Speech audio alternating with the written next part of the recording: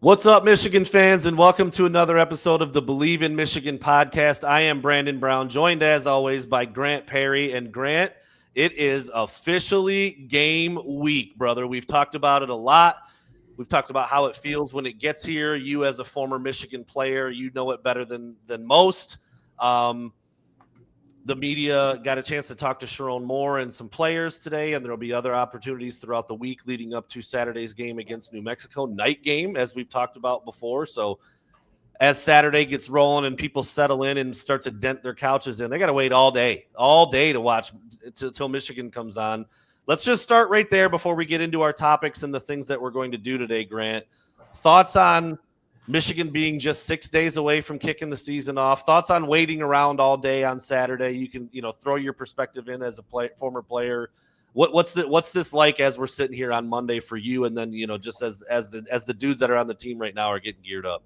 Yeah. The first, 3 weeks at camp are the dog days, right? You're banging heads versus, one-on-ones, 2-on-2s, and you're going against your guys, right? And you don't really see the end of the light. It's like, man, we're in the mud right now. Like, is it ever going to be game week? Are we ever going to be able to hit another color jersey?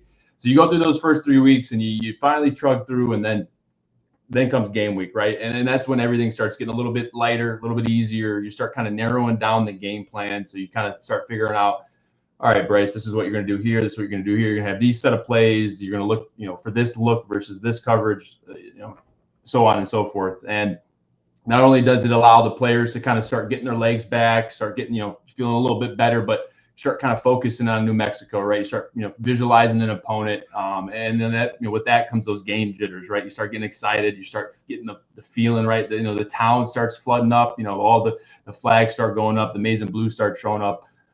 Each and every day, gets more and more impressive as that kickoff is the inaugural start of the season. And then just to your note about that night game, man, it's the best atmosphere is for sure at night. As a player, like there's nothing that beats getting into that stadium and then those lights are off and the lights are on. Excuse me, the sun's down and the lights are on, and it's nothing but you and the opponent.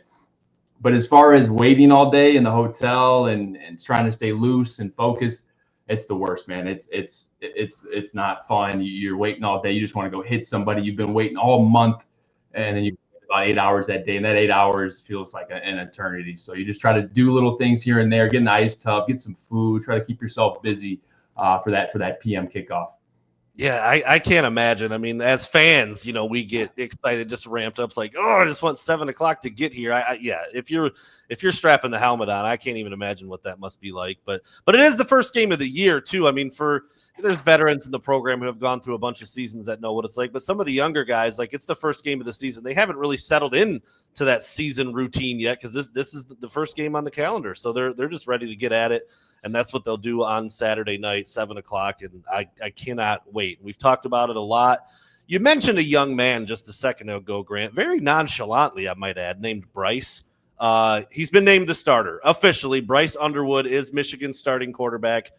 Not a greatly kept secret here, but we have been talking about him as the starter since we started doing this podcast, and everybody kind of assumed you don't go get a recruit like that. And in today's world, you don't use the resources like Michigan used to get him on campus if he's not going to be the guy. He is officially the guy. I guess just before we get into some of the specific segments that we have set up for game week, by the way, it is Grant and I's plan to go Monday, Wednesday, Friday, Saturday. I mean, we'll see how Saturday. I always have big aspirations to do a show on Saturday, and then the game rolls around and we get busy with other stuff, and we'll see. But the plan is to have extra shows now that the season is here, so we're very excited about that. We've got some segments laid out for each day of the week leading up to the game. But there's always going to be stuff to talk about from the Monday presser and from the previous game, and news stuff and hot button topics, and that's the number one topic right now. Bryce Underwood's the guy. Not a surprise, Grant, but it's cool to finally know for sure. The words out of Sharon Moore's mouth, number 19 is QB1. Hey, it's official, right? We've all been waiting, kind of the writing's been on the wall a little bit, especially with Mikey Keene not being able to get those spring reps. That kind of alluded to the fact that, all right, well, Bryce is taking the majority of the reps. Bryce is getting the big paycheck, right? So it's probably a good chance we're going to see him under center to start the season. And I thought another note on that was interesting was Jaden Davis got the second role, so he's going to be pegged to be the backup. And from what Sharon said, that Jaden's coming along well. He's really hitting good strides, so that's good to hear too. I know fans have been wondering what his progress is, where he falls in line with that depth chart. But back to Bryce, man, just excited to see what they're going to put on his plate come week one. You always want to keep it simple, let him figure out what to do out there. You want to give him a plan, give him some rules to go by, right? If you get this look, don't do this. And then you just want to see the game flow. Can he manage the game? Can he stay on top of it and not get too flooded, right? If something goes wrong, does his play stay equal? Does it digress or does it get even better? So that's what you're going to be looking for. Excited for it, man. And, hopefully, you get a good week one game in, right? You get Bryce accustomed, get him a hit or two right in the run game and get buckled up for week two for that road game to Norman. Yeah, that's where the rubber really hits the road. We will talk about that, I'm sure, as we move into our segment today. So for those who have watched me before, and I'm not saying like, my huge fan base out there, but I have done a couple hundred podcast episodes, Grant. This isn't my first rodeo. And one of the best segments that I've done in the past, people always talked about it, always clamored for more of it, was a little segment called TFG. It stands for this. I'm gonna keep it PG, but this fucking guy. TFG, this effing guy. You can take it however you want. It could be somebody who's a stud, like, look at this guy, look at what this guy did, or this guy, like, what does this guy do? Like, however we chose to approach it, I usually go the facepalm route. Grant's a pretty positive guy. I've learned that over the last couple months. Pretty positive. He's going the positive route today. But for our first official named segment, this fucking guy, we have our first TFG of the season, Grant. Now we do. These become much easier. This fucking guy. As the season goes on and guys are making bonehead plays and coaches do this and this happens and that happens, whatever. This fucking guy. But for today,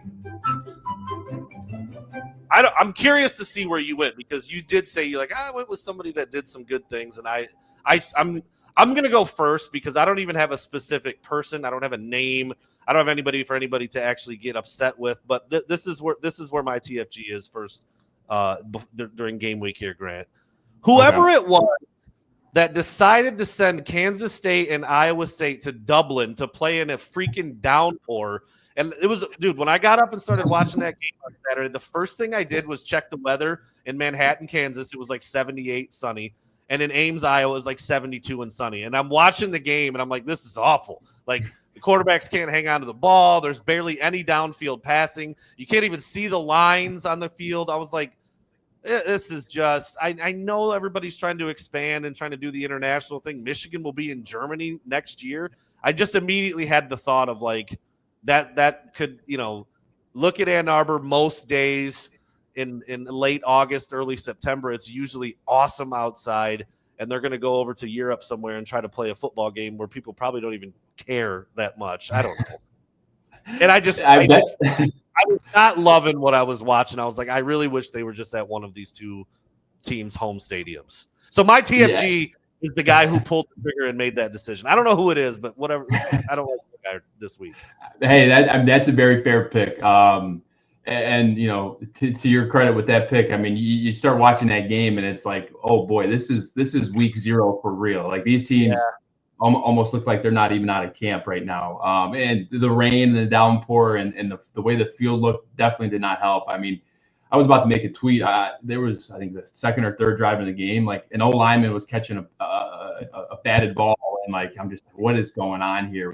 Fumbles in the red zone, muff punts. Yes. Dylan Edwards for Kansas State, their star player, muffs the punt, then gets injured, and we don't see him the rest of the game. Like, there's a lot of things going on in that week 0, and yes, it's chaotic. Yes, it's madness, and I agree with you. Like TGF, like this guy why are we in Dublin right now? Let's be somewhere in Tornado Valley and play this game in Big 12 country. But to your point, it's just like, what a way to start though. Like, it's like, it's here. We're back. Like NFL, you'll see a fumble or two, but you're not seeing that mayhem that you get with college football. So yes, it was crazy, but it in a weird way felt good to see the mayhem and the chaos. I did, however, manage to cash in on an anytime touchdown score bet with Avery Johnson. I just had a feeling. I'm like, He's athletic, and I didn't even know the weather was going to be bad. Once I saw the weather was pretty sloppy, I'm like, oh, he's definitely going to run one in from like the 10 in. They're not going to throw the ball. Like he's going to do some little read option, something, or get him out on the edge, and that's exactly what happened. So I cashed a little bet on FanDuel, as we are presented by FanDuel here. It was actually minus 105. Like he was expected to score, which that's, typically a rushing touchdown for a quarterback, you're going to get plus odds. That wasn't the case with Avery Johnson, but still, a win is a win. I'm 1-0 to start the college football season. It's going to be a good year, Grant. That was my TFG, the guy who made the decision to play that game over there. You went the positive route, somebody doing something big. Who's your choice for your first ever TFG, Mr. Perry? My first ever TFG. I mean, first off, what an honor it is to be able to present this. I just want to say thank you, guys. But I'm going to keep it close to home. With the first TFG, I'm going to go with somebody that made a statement, a very loud statement. And I think it's loud because he is a humble kid. The world is at his fingertips. And I'll read the quote. We want to shock the world. They've seen a freshman, but they've never seen a freshman like me. And that was said by their own Bryce Underwood, number 19 for the University of Michigan. And I'm thinking all day, I'm thinking, who am I going to decide, right? And I'm going back and forth, and I'm thinking of ideas somewhat of like yours, like who's scheduling games in Ireland in soon. But I just kept resonating. The Big Ten just was at Michigan. They finished up their Big Ten tour there at Michigan, and I'm listening to Bryce's interview with Jake Budd, and he just goes out and says, hey, what are your goals, man? And Bryce is just like, man, we want to shock the world, and they've seen a freshman, but they've never seen one like me. And to the outside world, outside of Michigan, you're probably like, oh, this kid, this guy's so arrogant. But if you're close in the program and you know the kid, you know that he's a humble kid. He's not out here, you're saying we're going to do this, we're going to do that. Like he knows what he wants. He wants to beat the rivals. He made that clear. But he's got a little swagger too. And with the way the Michigan quarterback play has been, we want some talent there. But if we got a little bit of swagger too, like hold on now. So we'll see how he comes out week 1. But for my TFG first pick, I'm gonna go Bryce Underwood. They've seen a freshman guy, one like me. I love it. I loved the quote. And yeah, dude, I saw all the Buckeye fans. I'm like, did you happen to see number 4 for the Buckeyes? Like, hey, dumbass, he plays receiver. I'm like, do you not? Whatever. I digress. I can go off on these numbskulls on Twitter all day long.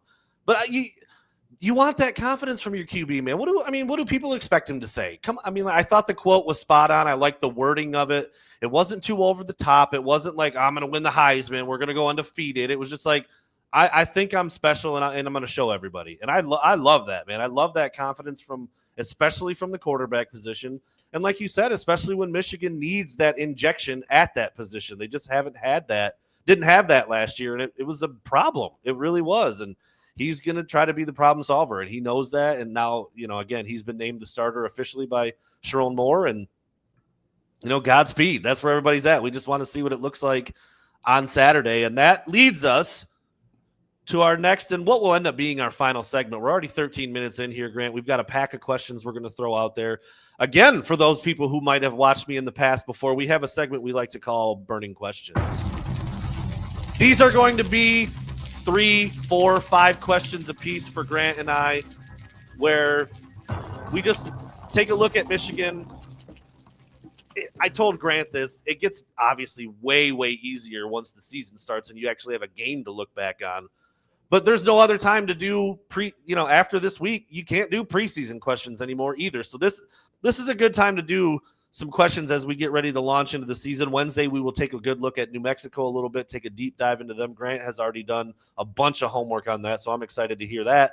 And then Friday, when that rolls around, that'll be a lot of prediction stuff. We'll really dive into some FanDuel odds, some lines that they have, some bets that they have available, and we'll talk a lot about that on Friday. So I'm excited about the rest of the week. But today, right now, we are going to do our burning questions. We've got 5 apiece. We'll start and get 3 for sure and kind of see where we're at time-wise. And then we'll make a decision, a final assessment on what we need to do for the rest of the show. Grant, do you have a burning question for us to break down ahead of Michigan's game on Saturday? What's number 1 for you? I do. So number 1 for me, we're going to start with the defense. And my question is, can the defense have a better 2025 week 1 versus what they did last year versus Fresno State? And they only allowed 10 points, but the game just felt a little close. Mikey Keene was 22 for 36 for 235 yards. 1 touchdown and 2 interceptions, which was very good. So 2 turnovers on that end. And as a rushing game, rushing attack for Fresno State, they had 19 for 39 yards. So they did a great job on the ground, as we know. Mason Graham and Kenneth Grant, big interior plugs there. So I want to see what they're going to do without those guys. I think more so our strengths on the D line are going to be more so on the edge versus interiors. So can we still be able to be stout in the run game come week 1? And I think anywhere from 3 to 9 points is acceptable. I think an A+ would be a shutout. So I'm just looking to see that. What will week 1 for the defense for U of M look like? I think it's a great question when you're specifically talking about the defense. There are quite a few returning guys who are going to be huge contributors for the Wolverines, most notably probably the 2 linebackers. I mean, and I know Jayshawn Barham's going to move around a little bit more and be kind of an edge guy at times, but when you bring back a dude like Barham and a guy like Ernest Hausman, you're in pretty good shape in the middle of your defense. You talked about TJ Guy, you talked about Derek Moore. They have a potential to be really good off the edge. And Rayshawn Benny and the transfer from Clemson, Trey Williams, are not slouches. Like, they've played football, they've played at a high level. Are they Kenneth Grant and Mason Graham? Probably not. And that's okay. Like, they don't have to be, top 15 picks in the draft next year to be effective. And then you can continue to build out from there. Michigan added some nice transfers in the back end of the defense. You get a guy like Rod Moore back who's ready to go. I mean, I think the answer to your question is, yeah, it probably could be better than last year, which is kind of crazy when you consider what Michigan was working with up front with Mason Graham, with Kenneth Grant. But I don't think it's unrealistic. I know the guys that are on that unit are thinking we're going to be better. The guys that are back are a year more comfortable with each other and confident with the scheme. Year 2 under Wink Martindale, like, it should be as good or better. And, they're going to get a chance to see, like you said, I mean, no disrespect to New Mexico, but Michigan's expected to win by a lot. And so what does that look like? And I think that's a great place to start. I went to the other side of the ball, and I can't help but, and again, we've all seen the writing on the wall. We probably all knew it was going to be Bryce Underwood, but now that we know for sure that it is, it's a very big, broad, wide open question. I just can't wait to see how he looks. How's he going to look? Does he get rattled at any point? And this dude is a cool customer, man. I mean, but the biggest, baddest, most incredible atmospheric games in Michigan high school football history don't compare to any college game with Michigan in the big house and whoever they're playing. They just don't. Grant, you know that. You played in some really big games in high school, and it wouldn't matter who you were playing against in college. It's a different animal. And so the first time he sees these live bullets, the first time he sees guys that are bigger, stronger, faster than anybody he's ever played against before, obviously multiple weeks of fall camp or, getting him ready. But I just can't wait to see how he looks. Is he on time? Is he on target? Does he run? Does he take a couple hits, like you said? How much do they ask him to do in a game where they're expected to win by a lot? There's a lot to ask about the youngster, and I don't know if we'll get a lot of answers in week 1 because of who they're playing, but that week 2 game looms huge. And we're all going to find out really, really quickly if it doesn't happen on Saturday when Michigan goes to Norman, like you said earlier. So that's my question. How does number 19 look? Yeah, and it's a very fair question. That's a great segue because my second question pertains to him as well. But I'll ask you a question before I go about your question. What does a good day of work look like for Bryce Underwood? What would you be happy with for his final stat line? Give me completions, give me yards, and give me rushes as well. That's always tough, and it's a very fair question. You want him to put up 404 touchdowns, but he's probably not going to have to. That's where you get into week 2. We're going to really find out. Week 2, we will really find out what the stat line needs to look like to beat another really good team. And again, no disrespect to New Mexico, but Michigan is favored by 34.5 per FanDuel right now. They're expected to win by a lot, 5 touchdowns. So you would think that you're going to see a lot of Justice Haynes. You're going to see a lot of Jordan Marshall. You're going to maybe even see some other quarterbacks play at the end of the game if it goes according to plan. I would like to see a very high percentage, 70% or more on the completion percentage, whether that's deep balls or check downs or screens or whatever it is. Be efficient with the ball. And Grant, I'll give you other stats if you'd like, but the biggest one is I want to see 0 turnovers from Bryce Underwood. None. Yeah. Don't throw it to the other team. Take care of the ball when you're in the pocket because they're going to be coming at you, thinking, all right, that's Mr. 5-star. He looks a little skinny he's a kid. He's not. He's 230. But that's the other team's going to be thinking stuff like that. Let me go hit him like he's never been hit before. Yeah. And so, take care of the ball. Don't throw it to the other team. Don't put it on the turf and get out of there with an easy win. And maybe have the flak jacket undone for the fourth quarter. Like, that's what I would like to see. But I'd love to see him throw a couple touchdowns in his first game. I'd love to see him run for 30 yards. Break off a 20-yard run on a scramble or a designed run. That would be exciting for me. That would be exciting for Michigan fans. But against an opponent like that, it's hard to just throw a stat line out there. Like, ask me this question again next week, and I'll be able to throw you some very expected numbers I think that Michigan will need to have to get a win. Because even if Bryce Underwood's not starting on Saturday, Michigan probably rolls. I mean, right? Yeah. Like that's what's expected. Right, that's expected. And with my second question, my question was, what will Bryce's attempts and rushes, passing attempts and rushes, final stat line look after week 1, and just to kind of get a sense of, what that may look like. I went through and I went back to 2024. You go to North Carolina, Chip Lindsey, and you look at the situation. I went to week 2 because week 1 they're in Minnesota. Max Johnson, lefty, gets hurt. And then I believe Jacob Criswell takes over. But in week 2, quarterback named Connor Harrell takes over, who hadn't played at all. And he was a sophomore, and he's now no longer there. But he steps in, and he's kind of a dual threat guy, can run, can throw, somewhat of a similar stature to Bryce, 6'2", 220, like bigger kid. But obviously nowhere near the skill, potential as Bryce. And, just taking a look, in that game versus Charlotte, week 2 last year for North Carolina, Connor Harrell had 7 rushes for 56 yards and 1 touchdown. That would be A+, A+, A+. Yeah, for sure. And I think the passing is going to be very similar along the lines of what we'll see with Bryce. Connor for UNC last year went 16 for 25, 219 yards, 2 touchdowns, and he did throw an interception. I think that is kind of, obviously you'd like to see, maybe 20 for 25, 21 for 25.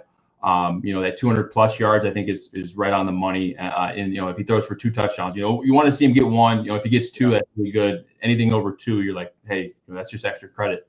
And that 1 interception, I think, like you said, if he makes every right decision, maybe he has a few mental lapses in protection or getting guys lined up, that's okay. But if we avoid interceptions, I think we're in a really good spot going into Norman, Oklahoma. And 2, I wanted to kind of see, how did Chip Lindsey attack the pass game with the quarterback? So I went through, and in that week 2 game, drop back pass accounted for 57% of the reps. So you're going to have Bryce dropping back about half the time when the pass game's going. RPO accounted for about 23%, which was a pretty big number. And I think that could easily apply as well. The way that New Mexico attacks are going to be a 4-down front, those ends are going to be able to be read. So getting a little RPO action off the ends, getting some Samaj Morgan in the slot as that outlet, I think is going to be, a big part. And then you go through 2 and you see that 14% of passes in that game were rollouts. They like to get the guys on the edge, easy reads, right? Usually a smash concept with a hitch and a corner. Get the quarterback moving outside the pocket. So I think all those kind of add up, and I like the percentages, right? You get dropped back about half the time. RPO, you can either run, or if Bryce can read it, make the right decision. And then about 50% boot, right? Getting the quarterback outside the pocket on the move. Not only does that allow him to see the vision and the targets a little bit more clearly, but if it's not there, it's an easy decision. Just keep it and run and get down.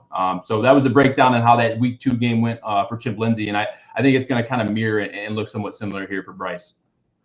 I mean, dude, I didn't know you were going to have all that. That is phenomenal stuff.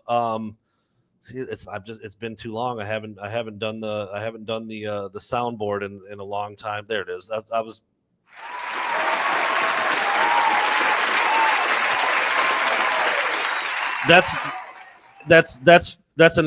an incredible breakdown.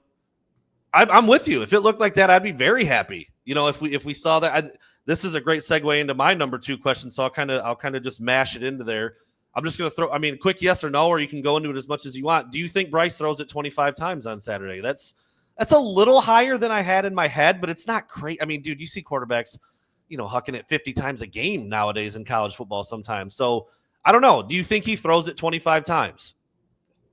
I could see, so for 2, I could see why he would and why he wouldn't. Sure. I could see, yes, they want to get him a 20 to 26, 27 throws, just because you're probably going to have to throw it week 2 a little bit more than this week, especially. So just going through, getting comfortable with, seeing the post high safety, seeing the coverage rotate. So I could see them wanting to hit a certain number just to get Bryce warmed up for week 2. And then I could also see like he doesn't hit 25 because we're hitting explosive plays. We're the drives are 2, 3, 4 plays max. We're hitting big runs, big throws, and we don't necessarily need 6, 7 throws per drive. So I could see reasons for and reasons for not.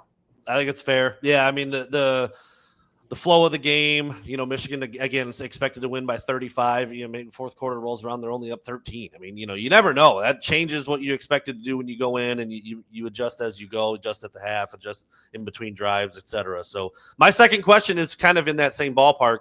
It's what does it look like pass versus run? Because we know Michigan wants to run. That's Sharon Moore's bread and butter. That's been Michigan's bread and butter. But enter Chip Lindsey and some of the things you just said. Getting the quarterbacks out on the move, a little bit more RPO, a little bit more quarterback run game. Obviously, that factors into the traditional run game, but it's different when your quarterback keeps it on an RPO or a zone read, or it's a scramble broken play. Yeah, it goes towards the rush totals, but that's not coming out in the eye and turning around and handing it to one of your two excellent running backs. So I'm very curious to see what that looks like. And again, I'm sure it'll be different this week than it will be against Oklahoma. But, Chip Lindsey he's going to want to put his mark on this game a little bit, to a degree, you would think. And whatever he's most comfortable with, whatever he leans into, whatever he wants to do the most, I would think you would get some snapshot of that even against a team like New Mexico that Michigan is expected to beat easily. So I don't know if it's 50-50 or if you do see more passing or if you do see more running because of the opponent. You've got Justice Haynes, you've got Jordan Marshall, you've got some runs with Bryce Underwood, I'm sure, and you're probably going to be physically dominant over New Mexico up front. So take it all with a grain of salt a little bit, but I'm very curious to see the pass run breakdown.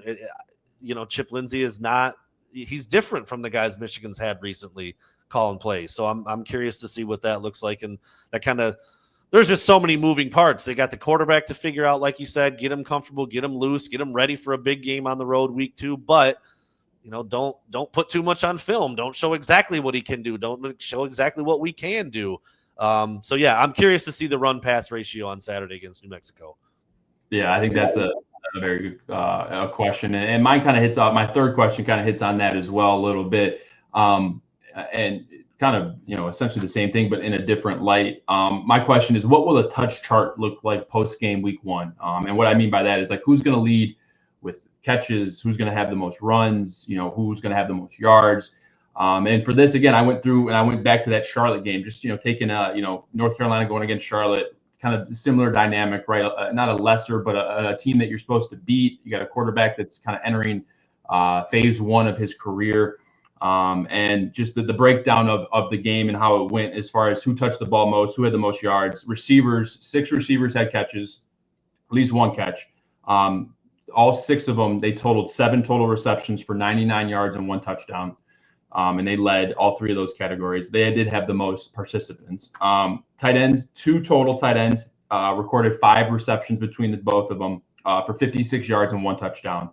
And then the running backs, receiving wise, 3 running backs, 5 receptions, 36 yards between those 3. So, and this is just the touch chart in the air. This isn't obviously the running game breakdown, but I thought it was interesting. I mean, you get receivers, tight ends, and halfbacks. I mean, it's hard to differentiate. Each group's getting at least 5 receptions a game. Each group is eclipsing, close to almost 40 yards that game. And then 2 out of 3 groups have touchdowns. So, you want to see ball distribution. You want to see who's touching it, right? How are we predictable? Like, is the team going to be able to hone in on 3rd and 2? Like, it's going to Anthony Simpson every time, right? Is Chip Lindsey getting away from that and more so distributing the football to the point where the defensive coordinator is like, man, I don't know who's getting this. Like, let's just guess, man. So I think the looking at the Charlotte game gives a good, touch summary of who touched it in the past game, how many times it touched it. And I think that's, if Michigan aims for that, a little bit more yards I'd like to see. But I mean, distribution was fantastic. 5, 5, and 7 receptions all around the board. So looked good after that Week 2 Charlotte game. So I hope to see that here versus New Mexico. I like that, and it's another great segue into my third question. Again, it's tough because I want so many of these things to be answered, but we do have to understand it's New Mexico. They're expected to win by a lot. We'll probably get a lot more answers Week 2, but it's still where we're at, and it's some of the same things you just said. Does a true wide receiver one emerge for the Wolverines? I don't know if we'll see that on Saturday, but we don't know who that might be. You mentioned Anthony Simpson, Donovan McCauley's kind of the big body guy. He kind of feels like the leading candidate, but I don't know. Maybe there's not a great rapport. Maybe who knows why it would or wouldn't be him. You've got Samaj Morgan, who's more of your slot guy, but he could end up leading the team in catches if it's, bubbles and different things closer to the line of scrimmage. I don't think he's your deep threat guy. He's probably not your move the chains guy necessarily, but might end up having 50-plus catches on this year's team.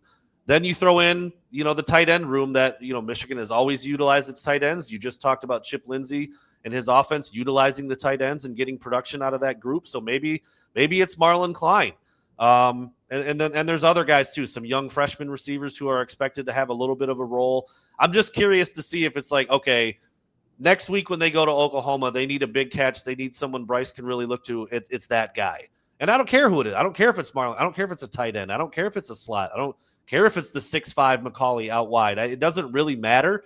I'm just wondering who that might end up being, and if they figure that out in fall camp. If Bryce, in his head says, I need to play, I'm going to number 1, I'm going to 0, I'm going to 17, whoever it might be. I just want to see if there's any feel for that on Saturday. And again, the game flow and the scoreboard might dictate not really needing that, but I still want to see who's catching the ball from 19, because it's a lot of guys that haven't done it at Michigan or in general, and especially from a freshman quarterback. I'm just curious to see how that looks.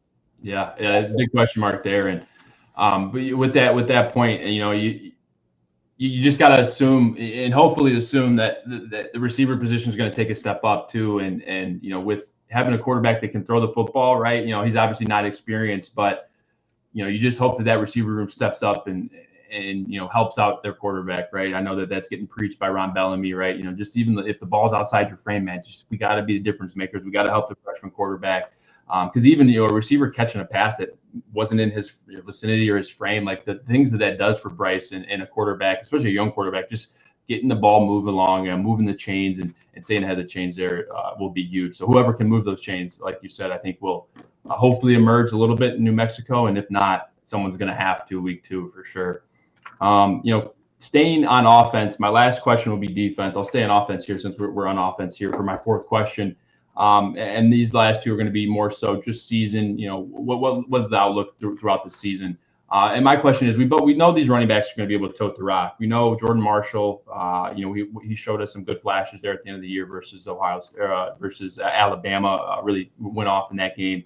And we know what Justice Haynes can do. Coming from Alabama, being a top portal commit that we got there. I want to see though what running back is going to be the biggest threat out of the backfield. Who's going to be our guy on third down? Who's going to be a guy that's going to be reliable in the pass blocking? Because when you go from 5-man protection to 6-man protection, that adds an element for the quarterback. 5-man, the quarterback knows, hey, I'm either hot off a guy that's coming, or I got to get rid of this ball, or I got to go somewhere with it. When it's 6-man, you got to trust that your running back's going to either pick out the right linebacker and step to the right side. So I want to see who steps in. Not only is going to be an elite pass blocker for Bryce and to help those 5-0 linemen in our 6-man protections, but who's going to be able to get out in those 5-man protections? What running back's going to be able to get out of the backfield, catch the ball cleanly, and move those chains? So that's my question as far as the running back room. Who will be the biggest threat in the pass game?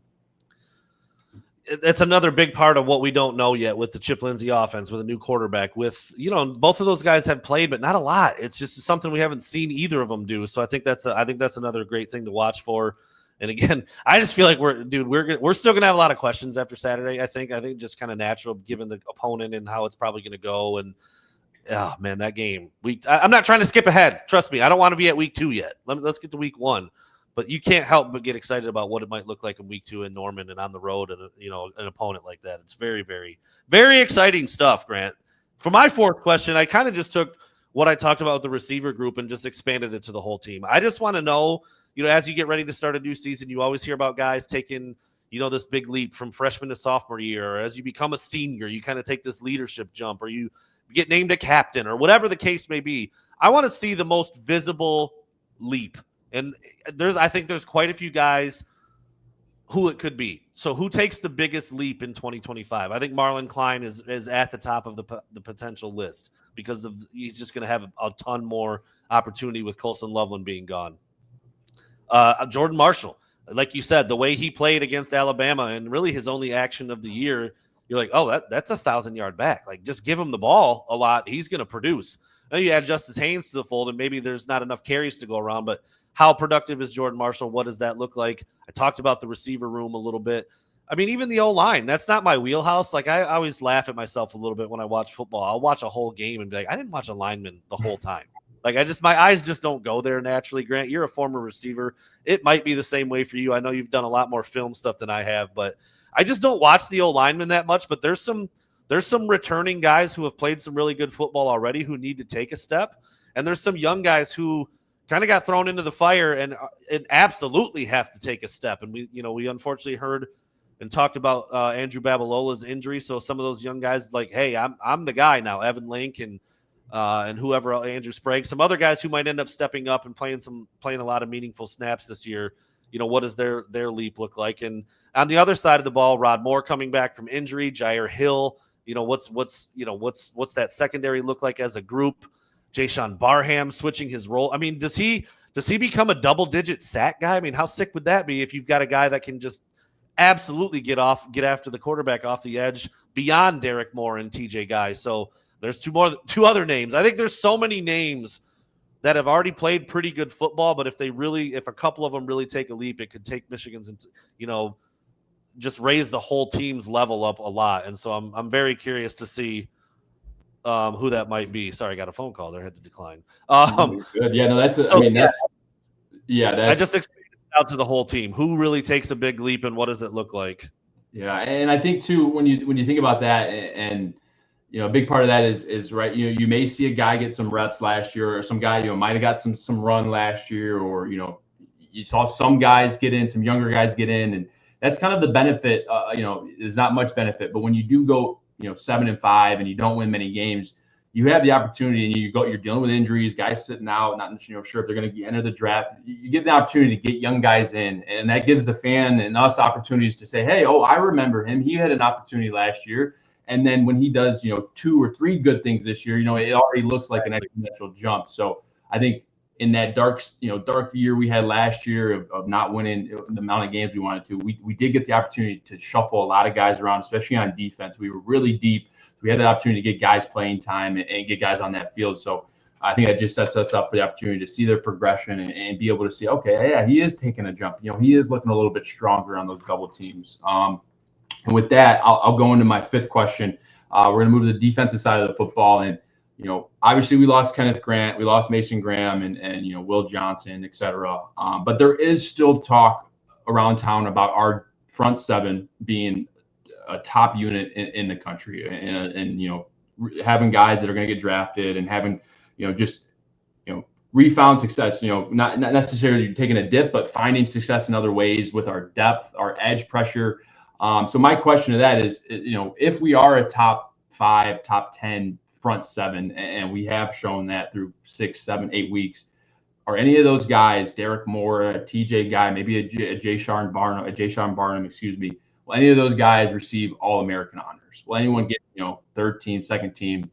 So that's what I want to see. Are we going to be able to find another gem and Rayshon, Benny? Maybe he has a low-key, quiet All-American year at that D tackle position. And it's like, hey, we did lose Mason Graham, but Rayshon Benny came to freaking play this year. So I want to know if our top 7 or our front 7 will be in the top 5. Is it going to be as advertised again this year? And if so, will any of those guys, be able to wear the All-American honors, with pride? I like it. I mean, if you're going to be one of the best teams in the country, best units in the country on defense, you're going to have a few guys shine brighter than others. And what that looks like, whether it's all conference, and if you start to talk, get into that All-American discussion, that just bodes well for the whole unit. My final question is similar. It's focusing on Saturday's game, but then it also just it just lays out the framework for the rest of the year, especially week 2. We've talked about it a lot already today, what that game could be like in Oklahoma. I just want to know if Michigan is going to look dominant on Saturday. I've already mentioned the spread. FanDuel has Michigan as a 34.5 point favorite. Cover it, man. Go out and win by 42 points. Don't play with your food. Don't let it be a 15, 16, 18 point game in the fourth quarter. Every year somebody gets upset, let alone, not quite taking care. But you'll look across the scoreboard, you'll see Ohio State win 71-0. You'll see Oklahoma win 64-4, to 14. You'll see scores like that all over the place for these first couple weeks. And if you're a fan of Michigan, every once in a while you'll see an overtime game with Army or something. And Army can play. That's not – but Michigan was supposed to win by much more in that game. And when you come out and you stub your toe a little bit and you're a 35-point favorite and you only win by 13, it just doesn't hit that. It doesn't hit right. Yeah. And it's also in this with this season schedule, it's going to put some doubt in your brain for week 2. And I just don't want to feel any of that. I want Michigan to roll on Saturday. Like I said, I'd love to see Bryce Underwood in the hot tub in the fourth quarter, with the shoulder pads off. Multiple touchdowns on the board from a bunch of guys who are making plays for the first time this year in a Wolverines uniform, like Justice Haynes, like Bryce Underwood, like Donovan McCauley, like Anthony Simpson. I mean, there's so many guys who have been there that haven't had to contribute like that yet. Marlon Klein, Jordan Marshall, Samaj Morgan to a degree. He's made some plays, but there's just so much opportunity for new faces, and I want it to click. I want to see it click on offense. I want the defense, like you said, to pitch that shutout. That's really hard to do against any team, but Michigan, could be poised to do something like that on Saturday. Does Michigan look dominant? That's what I would like to see, and see them soar past that 34.5 point spread. Grant, I'm gonna put you on the spot right now. We're gonna do this on Friday, but if you had to lock the bet in right now, do you say Michigan covers 34.5? 34. We're going to talk about it on Friday, but yeah, I'm going to say that is a big number. That's a lot of points there. Yeah, I'm going to say no. Okay, I think that's fair, man. I really do. Michigan's figuring quite a bit of stuff out on both sides of the ball to a degree, certainly on offense. If you listen to, I don't know if you caught that Big Ten segment where they just stopped at Michigan, like both Wink Martindale and the offensive coordinator Chip Lindsey. You both kind of, it was like, hey, yeah, we're feeling ready, we're feeling good, but we are happy we do have another week. Like, we do. It kind of came off as if like this game week is going to be, pretty important, just to figure out finalizing all the small details. So that being said, I mean, and to your point about the dominating, right? Harbaugh used to say, after a hard day's work, you should be able to lay your head on the pillow and just go right to sleep. And I think if we end up with a 28-7, a 31-7, like I'm going to lay my head down and I'm going to be thinking about, Brent Venables and the Oklahoma Sooners a little bit more than I want to Saturday night. So I think if they handle business, they go out and attack it. I think the Michigan faithful will be able to lay their head down Saturday night, like thinking, all right, let's go tear up this SEC opponent next week. So they just got to leave it all out there, avoid injuries, run the plays that, to the best of your ability, do what coaches ask, but, stay healthy, gain a little bit of momentum going into week 2. And like you said, just try to dominate, man. Try to, take the life away from snap one. I will say this too. If Michigan goes out and wins something like 48-14, that's pretty dominant, but that actually doesn't cover the spread. I mean, that's a big number. 34.5 is a big number. Michigan could win by a lot, look really good, really sharp, be dominant, and still not cover 34.5 points. So that's something to think about as people are looking, at the old sports book there on FanDuel. And, big spreads like that always scare me because it's not, when a team gets up, you take the foot off the gas a little bit. The other team scores a garbage touchdown or two in the fourth quarter, and there goes your number. But I just want to see Michigan be in complete control from the onset. Just absolutely take it to New Mexico physically, run the ball with ease. I think I would put a decent amount of money on both Haynes and Marshall scoring a touchdown. Like I expect that, don't you? Like they're gonna get in the end zone. I think both of them will. Yeah, I mean, So- honestly, like as a sleeper pick, a Bryce Underwood anytime touchdown too. I mean, if there's a time that they're going to run him or give him the option, it's going to be in the 10, the 15-yard mark. And if the DN has a bad read, he can get a step, man. All it takes is a couple strides, and he's hitting full speed. So don't sleep on a Bryce Underwood anytime either next Saturday. That dude runs like a gazelle. Just a couple long strides, like you said, from the 15, 10-yard line on in. He's going to be in the end zone. So there you have it. Grant Perry's first TFG. A hot, smoldering hot pack of burning questions. 10 of them. We hit the 45-minute mark with ease. Grant and I will be back again on Wednesday to take a much deeper look at New Mexico. We'll be back again on Friday for some prediction stuff, some lots and lots of FanDuel lines and prop bets and all sorts of fun stuff if you're into that. So, and then Saturday we'll be here, man. And then we'll just wait around all day until Michigan plays at 7 o'clock. Grant, as always, man, it's been great. And I mean, we're talking real ball now, and that's what it's all about. That's what it's all about. It is. Feels We're good. getting there, baby. It does. It does. Christmas is almost here, man. There you have it. He's Grant. I'm Brandon. We'll see you on Wednesday.